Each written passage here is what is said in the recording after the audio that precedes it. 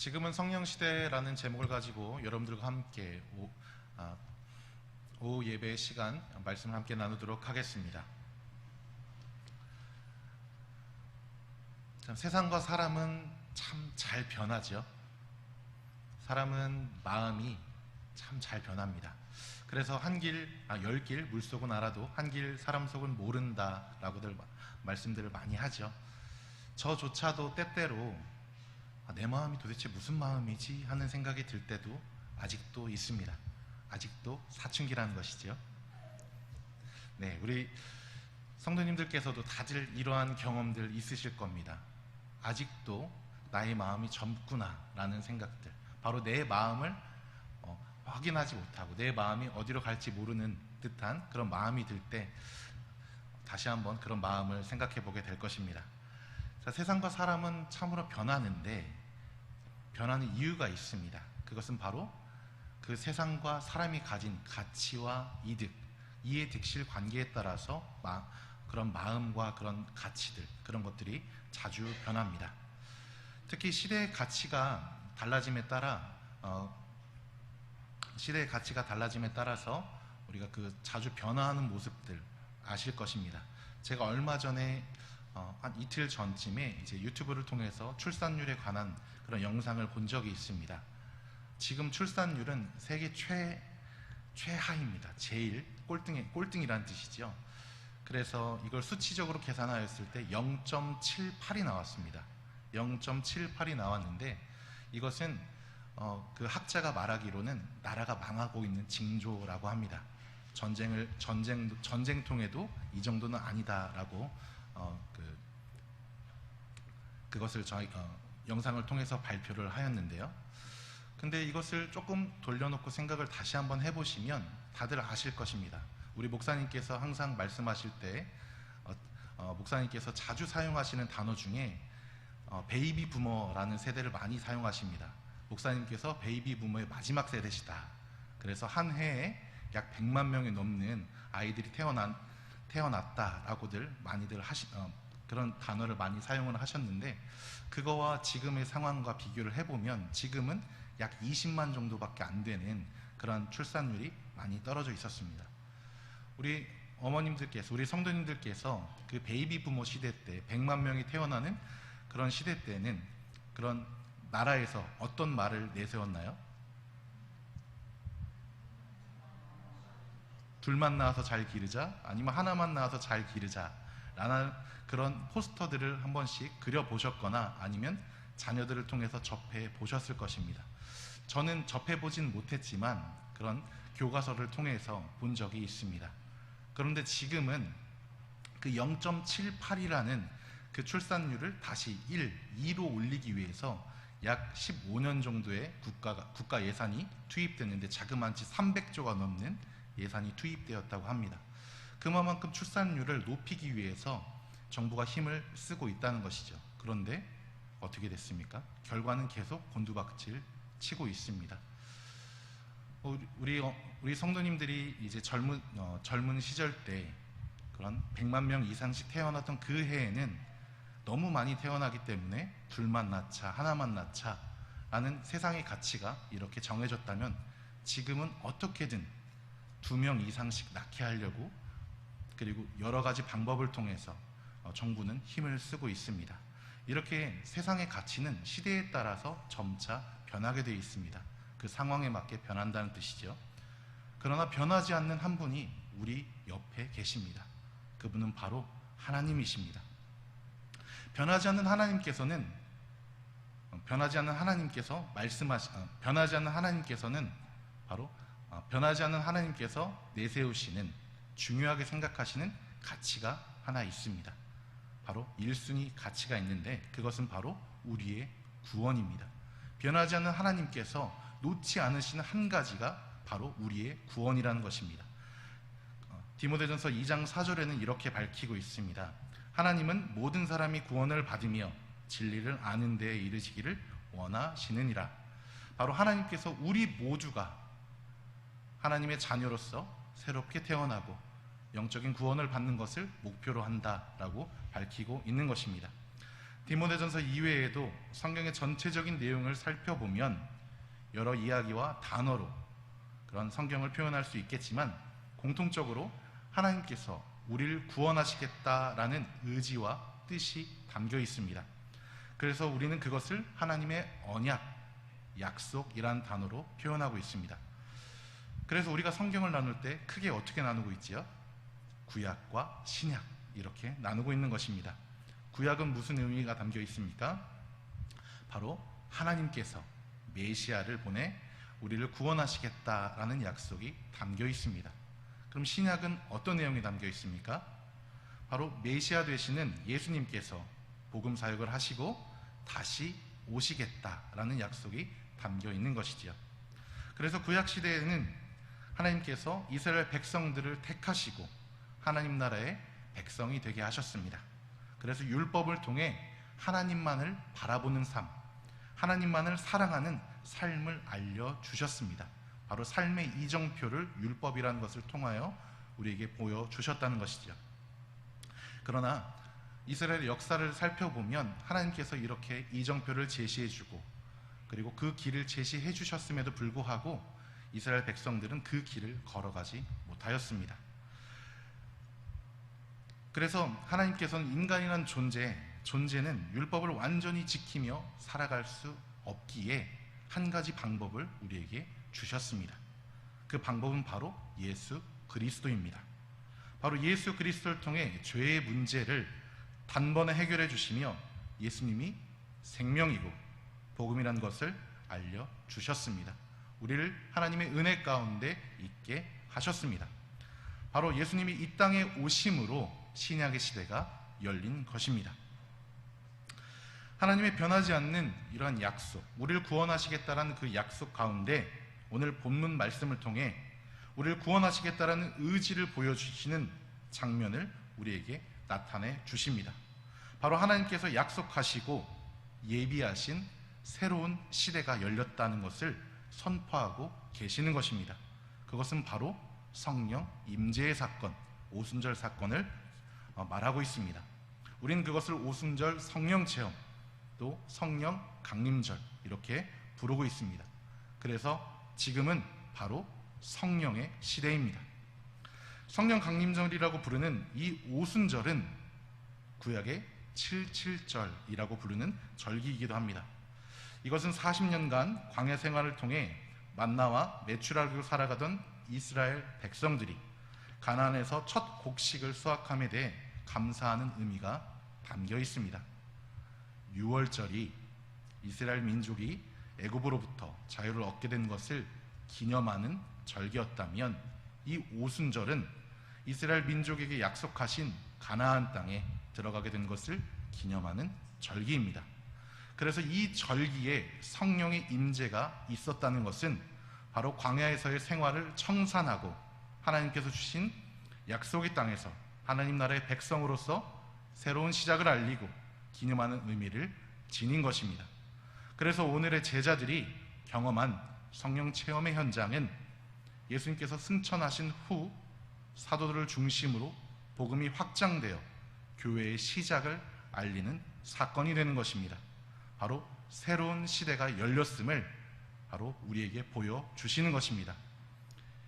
이 성령의 시대는 언제나 하나님과 함께합니다. 우리 함께 말씀을 살펴보겠습니다. 사도행전 2장 1절에서 3절까지의 말씀입니다. 함께 읽었던 말씀이지요.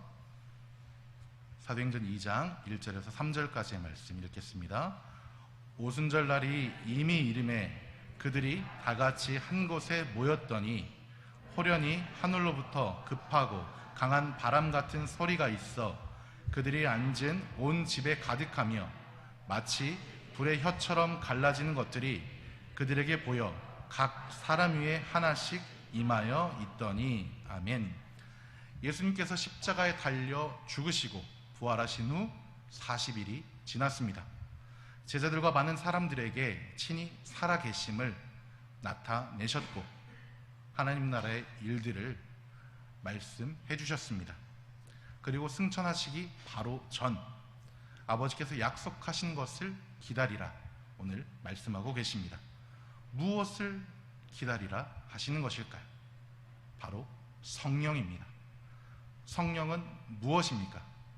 바로 하나님의 능력과 임재의 상징을 의미합니다. 우리 함께 말씀을 찾겠습니다. 마태복음 3장 16절에서 17절 말씀입니다.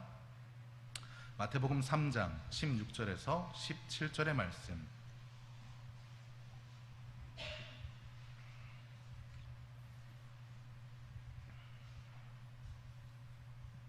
마태복음 3장 16절에서 17절의 말씀 함께 읽겠습니다.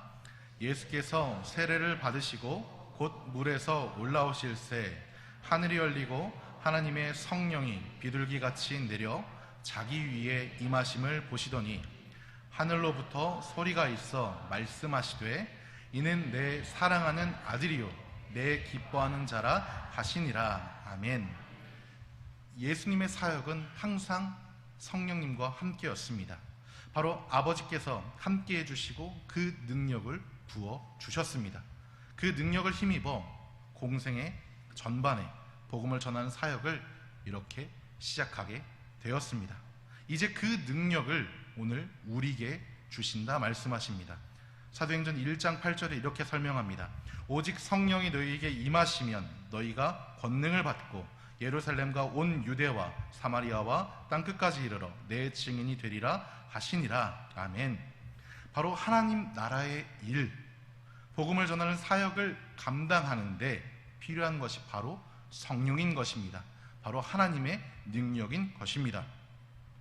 예수님께서는 이 복음이 확장되는 과정에 필요한 것이 다른 것이 아니라 성령의 능력, 하나님의 능력임을 알고 계셨습니다.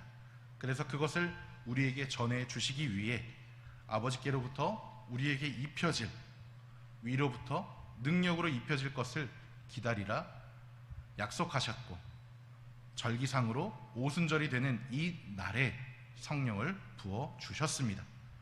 예수님께서 약속하신 성령께서 오심으로 예루살렘으로부터 교회가 시작되었습니다. 이제 성령의 임재를 통해 복음이 확장되는 성령의 시대가 열린 것입니다. 성령의 임재는 기도하며 하나된 곳에 임하십니다. 사도행전 2장 1절과 4절에서는 이렇게 말하고 있습니다. 오순절 날이 이미 이름에 그들이 다 같이 한 곳에 모였더니 그들이 다 성령의 충만함을 받고 성령이 말하게 하심을 따라 다른 언어들로 말하기를 시작하니라. 바로 한 곳에 모여있는 그들에게 성령을 부어주셨다 우리에게 전해줍니다. 시간상으로는 예수님께서 승천하신 후 약 열흘이 지난 날이었습니다. 주님께서 약속하신 성령이 제자들에게 임했고 그들은 성령 체험을 하였습니다. 성령의 체험을 한 사람들 누구입니까? 사도행전 1장 14절과 15절에서는 이렇게 설명합니다. 여자들과 예수의 어머니 마리아와 예수의 아우들과 더불어 마음을 같이하여 오로지 기도에 힘쓰더라. 모인 무리의 수가 약 120명이나 되더라. 그때 베드로가 그 형제들 가운데 일어서서 이르되, 오순절에 성령 충만함을 받은 사람들이 정확히 몇 명이 되는지는 알 수는 없지만 12사도 및 한자리에 모여 기도하기를 힘쓴 120여 명의 무리들에게 임한 것은 확실합니다. 그들이 품고 있는 한 마음, 사도행전 1장 14절에서 밝히는 마음을 같이 했다라는 이 한 마음은 무엇이었을까요? 바로 예수님께서 약속하신 성령이 임하기를 바라는 마음이었습니다. 그들은 그 마음을 하나로 합하여 같은 장소에 모여 기도에 힘썼습니다. 그래서 하나님은 이렇게 준비되고 바라는 자들에게 약속하신 성령을 부어 주셨습니다. 올해 겨울이었습니다. 2월 8일 미국의 켄터키주 윌모라는 인구 6천의 작은 도시에서 일어난 일이었습니다. 바로 이 작은 도시의 에즈베리 대학교라는 대학교에서 일어난 일이었습니다. 평상시 수요일 예배가 끝나고 학생들이 남아서 기도하는 가운데 그들 마음 안에 서서히 하나님의 영적인 임재가 임하기 시작하였습니다. 그들의 마음에 계속하여 기도를 하고자 하는 마음이 계속하여 생긴 것입니다. 그래서 예배는 끝났지만 함께 기도하고자 하는 마음을 가진 학생들을 불러 모으기 시작했습니다. 자신들의 방법을 통해서 SNS나 전화를 통해서 내가 갑자기 이런 마음이 드는데 너도 함께 기도하지 않겠느냐 라는 뉘앙스의 그런 초대였습니다. 예배는 끝났지만 이런 마음을 가진 학생들이 점차 모이기 시작했습니다. 학생들이 모였고 기도하였습니다. 예배가 시작된 것입니다. 이 기도의 불길은 그날만 끝난 것이 아니었습니다. 학생에서 교수로 지역의 목회자들과 성도들에게까지, 그리고 마침내 온라인상에 퍼져 미국 각지의 수많은 사람들이 인구 6천의 작은 도시로 모여들었고, 심지어 해외에서도 이 현장을 보기 위해 찾아가게 되는 진풍경을 연출하였습니다. 예배당에는 들어가지 못했더라도 그것에 하나님의 임재와 성령의 충만하심을 체험하고자 많은 사람들이 미국의 전국 각지에서 몰려온 것입니다. 예배당에 들어가지 못했지만 학교 앞 광장에서, 그리고 예배당 근처 잔디밭에서 찬양과 기도가 이루어졌고, 하나님께서는 정말로 기도하는 사람을 찾아오신다는 그런 놀라운 역사를 그들은 체험하게 되었습니다. 바로 에즈베리 대부흥 운동이라고 부르는 그런 사건이었습니다. 이런 모습들은 미국의 주요 매체들을 통하여 퍼져 나갔습니다. 폭스, CNN 이러한 주요 매체에서 중점적으로 다루었습니다. 이 에즈베리 사건을 통하여 저는 미국에 대한 희망을 그리고 소망을 품게 되었습니다. 미국은 다들 아시다시피 기독교 정신으로 세워진 나라입니다. 그리고 제일 많은 선교사들을 파송한 나라이기도 하죠. 그러나 현재는 미국을 살펴보면 종교다원주의 그리고 물질 만능주의가 퍼져 있는 나라로 변모하게 되었습니다. 기독교 정신은 아주 조금만 남게 되는 것이죠. 미국의 대통령 취임 축복 기도나 의회 개회 기도 시에 목사를 초빙합니다. 그리고 기도를 부탁하지요. 그러나 목사님들을 초빙하고 초대해 놓고 기도를 부탁하는데 예수님의 이름으로 기도하지 못하게 하는 것이 바로 미국의 현실입니다. 기독교의 그런 정신으로 세워진 나라지만 예수를 부인하는 그런 모습을 대통령이 그리고 의회가 앞장서고 있는 것입니다. 어느 정도냐면 기도문을 미리 제출하게 하여 종교적인 색채를 뺄 수 있게 할 정도입니다. 그래서 미국이 점차 기독교의 색채를 잃어버린 나라가 되어버리는 가운데 이 에즈베리 대학교에서 강력한 성령의 임재 사건이 임한 것은 바로 미국에 아직 희망과 소망이 있음을 보여주는 단적인 예라고 생각됩니다. 바로 아직 미국이란 나라에는 기도하는 사람이 있다는 것을 하나님께서는 알고 계신다는 것입니다. 바로 그들을 통해 하나님의 은혜를 간구하며 기도하는 무리가 있음을 밝히고 있는 것이었습니다. 오늘 우리 선들교회에도 저는 희망과 소망이 있다고 확신합니다. 그 확신의 밑바탕에는 새벽으로 그리고 금요로 각종 예배를 통해 또한 자신이 있는 자리에서 다음 세대를 위해, 교회를 위해, 나라를 위해 기도하시는 성도님들이 있음을 저는 알기 때문입니다. 제 눈으로 보고 있기 때문입니다. 성령의 임재를 간구하며 강력한 성령의 이끄심을 체험하시는 우리 성도님들 되시길 주님의 이름으로 축복합니다. 성령의 임재는 우리를 복음의 삶의 자리로 이끕니다. 바로 성령의 임재는 하나님의 말씀, 복음을 우리 삶으로 이끌어 들이십니다. 성령의 임재는 예수님의 약속과 그 약속을 기다리는 성도들의 기도와 간구를 통해 이루어졌습니다. 그리고 그들의 삶의 자리에서 성령의 임재가 일어났습니다. 예수 그리스도는 하나님의 계획하심에 따라 성육신하셨고 3년 반의 공생의 시간을 가지셨습니다. 그 시간 동안 하나님 나라와 복음을 가르치셨습니다. 그리고 십자가에서의 죽음, 부활, 승천의 사역을 마치시고 보혜사 성령을 보내시어 하나님의 사역을, 구원 사역을 완성하셨습니다. 이제 주님께서는 지속적인 복음의 확장을 위해 성도된 우리에게 능력을 부어주시고 교회의 발전을 위해 장래의 일을 성령에게 맡기셨습니다. 그래서 위로부터 부어주시는 충만한 능력을 통해 제자들은 사람들 앞에 설 수 있게 되었습니다. 그리고 그들을 복음의 자리로 이끌었습니다. 사도행전 2장 5절에서는 이렇게 설명합니다. 그때 경건한 유대인들이 천하 각국으로부터 와서 예루살렘에 머물러 있더니, 오순절은 유대인의 아주 큰 절기입니다. 유월절과 함께 이어지는 절기로서 많은 사람들이 유월절을 기점으로 예루살렘에 예배하기 위해 모입니다. 바로 이때 많은 사람들이 한 마음으로 모여 기도하고 있던 제자들에게 내린 성령을 직접 목격하게 되었습니다. 그리고 이후에 성령 충만함을 받은 베드로의 설교를 듣고 세례를 받고 회개하게 됩니다. 바로 복음을 받아들이게 된 것입니다. 우리 함께 말씀을 읽겠습니다. 사도행전 2장 37절, 41절, 42절의 말씀입니다. 사도행전 2장 37절, 41절, 42절의 말씀입니다.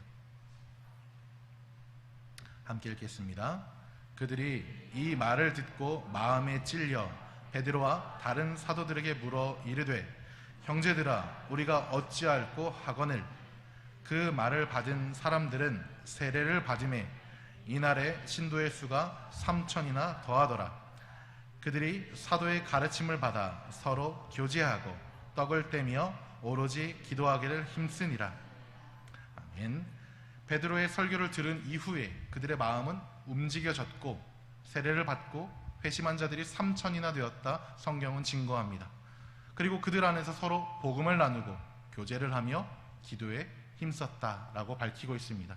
바로 이러한 성령의 임재는 복음을 그들의 삶의 자리로 이끈 것입니다.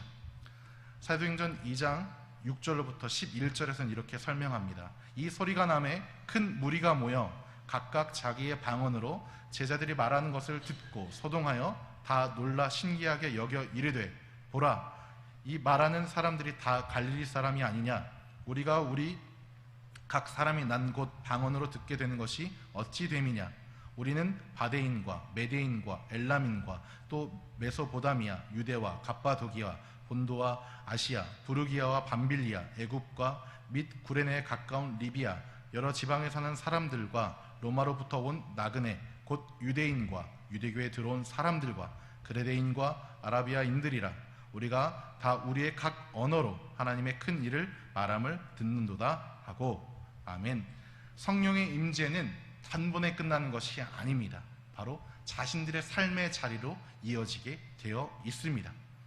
바로 성령의 임재를 통해 그들이 갈릴리 촌뜨기로 여겼던 제자들의 입에서 자신들의 언어로 하나님의 나라의 복음이 각 나라의 말로 들리게 되었습니다. 얼마나 놀랄 일입니까? 그들이 무시하고 그리고 사람 취급을 안 했던 갈릴리에서 난 사람들이 자신들의 말들, 다시 읽기 힘들 정도의 많은 나라, 많은 지역에서 온 사람들의 방언들로 그들이 알아들을 수 있는 말로 다 하나님 나라를 설명했다는 것입니다. 성령을 통해 동시다발적으로 많은 사람들에 의하여 각국의 언어로 방언이 말하여졌지만 공통된 것이 있습니다. 바로 하나님의 큰 일을 설명했다는 것입니다. 예배하기 위해 모였던 그들은 성령의 임재를 직접 보고 느끼고 체험하였습니다. 그래서 세계 각지에서 절기를 지키기 위해 모였던 이런 경건한 유대인들이 변화되는 역사가 일어난 것입니다. 이제 그들은 어디로 가게 되는 것일까요? 바로 자신들의 삶의 자리로 돌아가게 되어 있습니다. 바로 복음의 확장이 자연스럽게 일어나게 되어 있다는 것이죠. 물론 성령의 임재를 보고 체험한 그들이 복음을 전했다라는 것은 아니지만, 그들이 보고 온 것, 내가 이런 것을 보았다, 이런 임재와 이런 체험을 하였다라는 것을 말하는 것만으로도 복음의 확장은 성공인 것입니다. 이런 복음의 확장은 추후 바울의 사역에 큰 도움과 큰 영향을 미치는 밑바탕이 되었습니다. 지금은 성령의 시대입니다. 우리는 어느 시대에 살고 있습니까? 성령의 시대에 살고 있습니다. 바로 성령의 시대에 살고 있는 우리에게 오늘 성령님께서는 우리를 이끄시며 사명을 우리에게 주고 계십니다. 사도행전 2장 44절부터 47절까지의 말씀 우리 함께 다시 한번 찾아보겠습니다. 사도행전 2장 44절에서 47절까지의 말씀 함께 읽겠습니다. 믿는 사람이 다 함께 있어 모든 물건을 서로 통용하고 또 재산과 소유를 팔아 각 사람의 필요에 따라 나눠주며 날마다 마음을 같이하여 성전에 모이기를 힘쓰고 집에서 떡을 떼며 기쁨과 순전한 마음으로 음식을 먹고 하나님을 찬미하여 또 온 백성에게 칭송을 받으니 주께서 구원받는 사람을 날마다 더하게 하시니라. 아멘. 성령님이 오늘 우리에게 주신 사명은 바로 복음의 확장입니다. 하나님의 함께 하심과 기도로서 준비하고 있는 우리들에게 우리의 삶의 자리에서, 그리고 복음이 전해지지 않는 곳으로, 않았던 곳으로 구원받는 사람을 날마다 더하게 하길 바라고 계십니다. 이 하나님의 마음을 제대로 설명한 노래 가사가 있습니다. 교회학교 성장연구소 어캠 찬양 어린이 은혜 캠프에 나왔던 성령시대라는 어린이 찬양입니다. 오늘 말씀의 제목이 된 이유이기도 합니다. 제가 읽어드리도록 하겠습니다. 이 찬양의 가사는 하나님께서 우리에게 바라시는 내용이 적절하게 담겨있다 생각됩니다. 잘 들어보시기 바랍니다. 구약시대, 신약시대, 지금 우리는 성령의 시대, 성령님이 함께하는 너무나 놀라운 미라클 에이지. 마가의 다락방에 기도하던 120명 성령으로 충만하니 세상이 달라졌어. 우리들도 성령 받아 이 세상을 더욱 아름답게 만들어 가자. 성령 시대, 성령 시대. 지금 우리는 성령의 시대. 지금 내게 임하셔서 하나님 일꾼이 되게 해 주세요. 라는 가사를 담고 있습니다. 이 내용이 2번 반복이 됩니다. 사랑하는 선돌교회 성도님들, 우린 지금 어느 시대에 살고 있습니까? 바로 성령의 시대에 살고 있습니다. 우리를 이끄시는 보혜사 성령님께서는 복음이 내 삶의 자리에서 시작하여 복음을 모르는 곳으로 확장을 바라고 계십니다. 그것이 우리의 사명입니다. 그것을 위해 기도하며 준비하라고 또한 말씀하십니다. 선돌교회 성도님들, 성령의 강력한 이끄심을 통해 성령님이 함께 하시는 은혜의 자리에 참여하길 바랍니다. 어린이 찬양의 이 가사처럼 우리는 하나님 나라의 일꾼입니다. 우리 모두는 성령님, 하나님의 도우심을 입은 기적의 세대들입니다. 그것을 기억하며 나의 삶의 자리에서 성령의 인도하심을 따라 언제나 기도로 하나님과 함께하길 소망하는 복음의 증인이 되기를 주님의 이름으로 축원합니다. 이 시간